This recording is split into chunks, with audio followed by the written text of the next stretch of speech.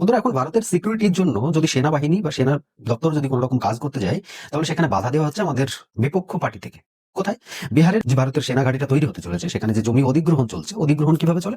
যে যেখানেই কিষাণ বা যাদের জমি থাকুক না কেন, সেই সব জমিগুলোকে একটা উপযুক্ত দাম দিয়ে, উপযুক্ত মূল্য দিয়ে তাদের কাছ থেকে নেওয়া হয়। এটা আমাদের এলাকাতে যে বিএসএফ ক্যাম্প রয়েছে, আমরা সেগুলো খুব ভালোভাবে জানি।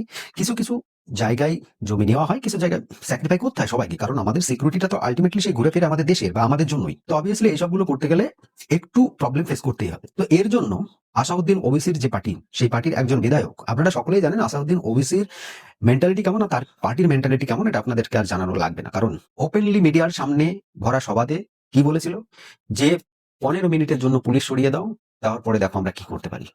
এই ধরনের উস্কানিমূলক মন্তব্য যারা করতে পারে, তাদের কাছে সেনাবাহিনীর কাজে বাধা দেওয়াটা এমন বড় কিছু নয়। কিন্তু তাতে কি কিছু ছেড়া যাবে? যাবে না। সে যে শুয়োরের বাচ্চাই যাই করুক না কেন, তাতে কিছু ছেড়া যাবে না।